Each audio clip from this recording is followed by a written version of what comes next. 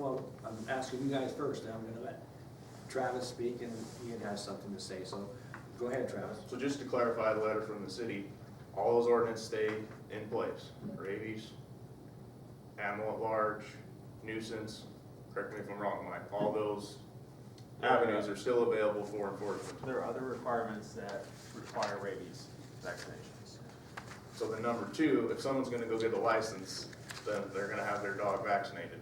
But as it is now, they don't go get a license and they don't have their dog vaccinated.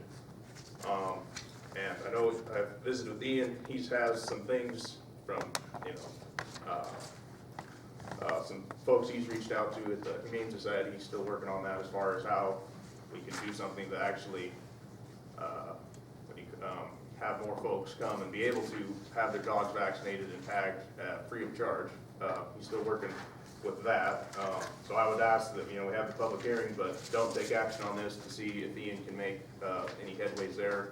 And then we can have a month to bring it back. And if he doesn't, then we don't have to bring it back. But I just want to say that that's where we're at with this. I appreciate the city's concerns, but we're not ripping the whole code up. Just one little, you know, the one little part of the licensing, which very few follow anyway, and I think it's just a infringement on you know, with our liberties, and that's my opinion. And I think we're working on a solution to make it better without having the, you know, government involved and, you know, making you license your dog and no one following it anyway. I reached out to the Nevada Humane Society last week, and what we're waiting on is I just need to find out if I can get somebody up here to come and address the board and answer questions, so we can kind of get some logistics answered. But the short answer was absolutely, they've already been up to Wendover. They come up and do grant-funded events where they come up and do vaccinations and ID tags and stuff. So, you know, they say they do that all the time. They'd love to work with us to come out and do that. And so, to me, the premise here, as stated by the letter from the city, we're trying to accomplish a goal. We want to minimize dogs running around that are untagged. We want to increase owner responsibility. We want to mitigate the risk of rabies and that kind of thing, which we can't totally do, as Travis has repeatedly pointed out. We have wild animals that are everywhere that we can't really stop in a meaningful way. But if the goal is to increase vaccination and increase ID tag, this thing is not accomplishing that goal. And to hold on to it in the name of posterity of, oh, that's just what we've always done, is kind of asinine to me. It's if the Nevada Humane Society is willing to come up and fix this and help us accomplish this goal at no cost to us, and if the compliance all of a sudden goes through the roof because we can work with, I'm sure Tour and Rec would be glad to work with us to really make a really cool event. Come on, everybody, bring your pets out for free. Let's get them tagged. Let's get them vaccinated. If we did regular drives like that, instead of, you know, 20 pet owners in this county of 10,000 being compliant so that we can rest on our laurels and say we maintain this law, we can actually solve them by getting rid of something silly like that. And I think if we can demonstrate that we're working with the Nevada Humane Society to come out here repeatedly and put on these events, we have it as a regular thing we do. I don't see us losing those grants that they're talking about. It's about 30 grand he mentioned, potentially. Emphasis on the word may, we don't know. But I think that by working with the Nevada Humane Society, we can demonstrate that we're not being negligent. We're just moving to a solution that's gonna work instead of sticking with something that's just obnoxious and isn't producing results. And with that, I agree with Travis. I think we should just table this thing, and the Nevada Humane Society, we're working on the details, but I think they're willing to come out and talk to us about it. It's an opportunity to discuss it. Roy, you got anything you wanna say on this? No, I haven't changed, well, I haven't changed my mind. I still think that it serves a purpose. I try and be a proactive and look into the future. so I don't look at my viewpoint as, well, this is the way we've always done it. I'm not that type of a thinker. So like I said, I haven't changed my mind. I still think that it should not be repealed. And Shane, you're abstaining from this, right? Yes. Okay, then, because we're discussing what we're going to do, and I have no problem with tabling it until you get some more information, but I, like Cory, I wanna add what I feel. Licensing an animal, be it the city or the county, is, I believe, a necessary evil, so to speak, and because it's your constitutional right, or whatever words you wanna use. Having a license for an animal, whether it be city or county, is up to the owner. You should license your dog, and if somebody's around and if the city's licensing their dogs, the county's had licenses in effect. They're talking about tagging animals with the humane, it's the same thing when you license a thing, isn't it? It's the same, we can still have the Humane Society come out here and do free vaccinations if that's what they want. But I think the point here is, should we continue to charge a fee for dog licensing in the county, or should we repeal that license? And to me, that's what it boils down to. And I kinda agree, I do agree with Lori that it's been in place, we have it in place, we have some teeth in the game, and to have the county residents pay for their animals, we use the city animal control, we share that, and the city pound.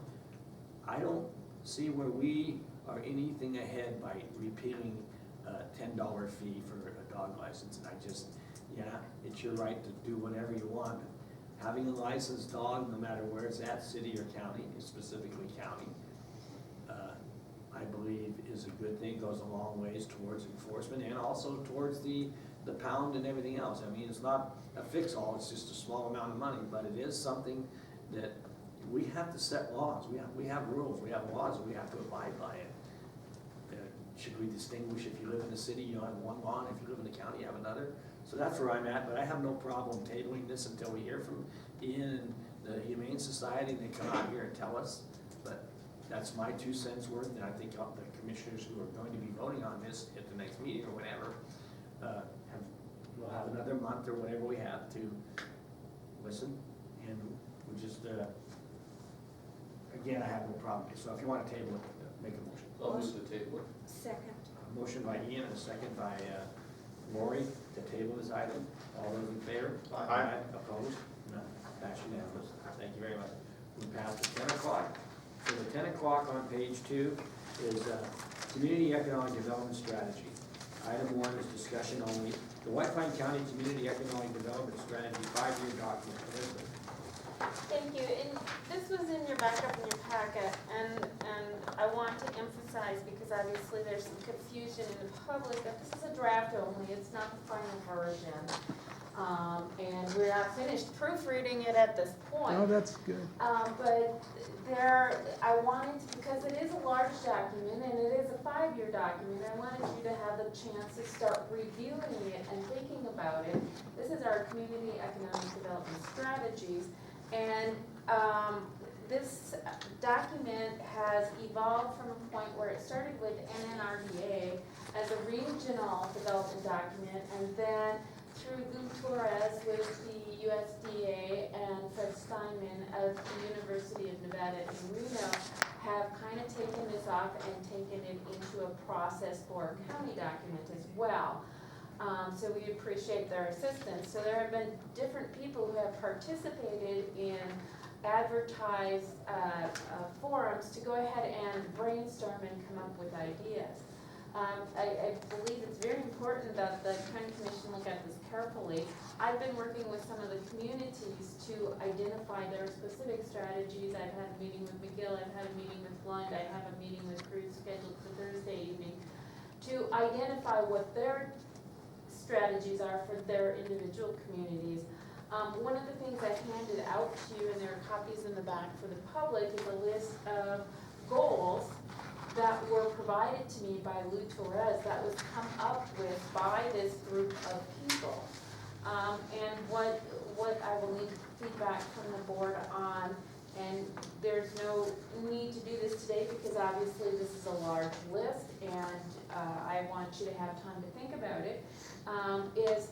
Are these representative of what you feel should be included? Does it omit anything major that you feel should be there but you don't see on this list? And this list is not prioritized. So one of the things that Lou asked is that we go ahead as a county commission and prioritize this list, add or delete or change as you may think appropriate. So I wanted to go ahead and give you, I don't know if anybody took the opportunity to review what was in the backup documentation and has any feedback at this time that I can provide back to Lou and Fred. But I would plan to have a future agenda item at our next meeting to go ahead and discuss this and take action on prioritizing this list I handed out and seeing if there are any things that you need further investigated or added. And I would also welcome your emails to me in between that Tabitha and I can work with the USDA and UNR to get this document into its final format. Mr. Chairman, Yeah. quickly, I just want to embarrass Elizabeth for a second and just say thank you, because she works really hard. Travis and I met with her yesterday, and we're gonna be working really hard to lighten her load a little bit, because in addition to functioning as our finance director, she's functioning as our economic development director, and as our project manager for the courthouse, and as our IT director. And so the fact that this stuff is getting pumped out as quick as it is, while she's wearing hats she was not hired or paid to wear, because she loves this place and she's willing to work hard, I just appreciate that she's doing this, so, thank you. Thank you. Thank you, Elizabeth, that's a very good comment, thank you, Ian. Is there anything else, this was a discussion item, it's a timed item. Does any commissioner have anything else they'd like to add, and maybe take this back, look at it?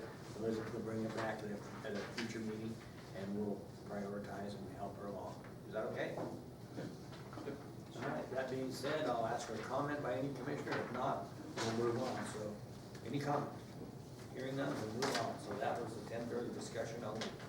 So we are going, Mr. Chairman, may we go ahead and take the public health item that is under me on page 4, item F, 4F, because the community health nurse is here and her time is valuable. thank you. Willing to do that, just looking up that. So we go to page 4, item F. It's under Elizabeth, this discussion for possible action. The approval authorizing the community health nurse contracted through the Nevada Department of Health and Human Services to work with White Pine County School District from 3/1/2020, March 1st, 2020 through 6/5, June 5th, 2020, in the absence of their school nurse. So, why don't you come on forward and tell us what the school district is requesting?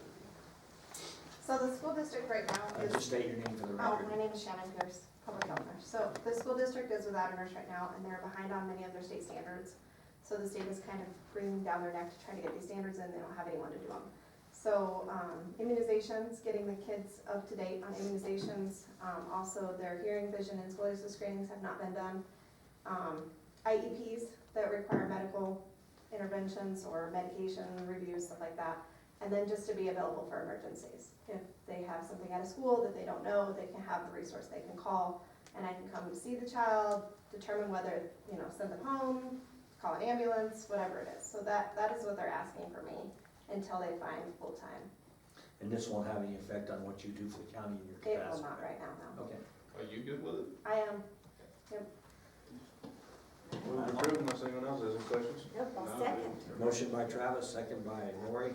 thank Any you. further discussion? All those in favor? Aye. Opposed? None. Pass unanimous.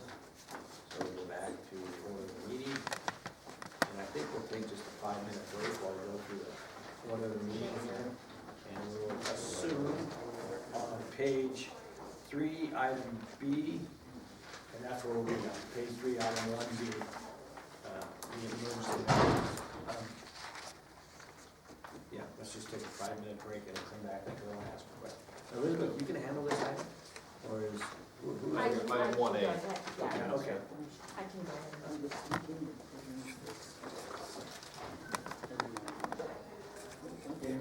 Good. Just wanted to check with you on that Lago stuff. Hey, Steve, what brings you today? Oh, Arizona DOT is with the Baker Trail. This has been a Georgetown production. George Chachis reporting.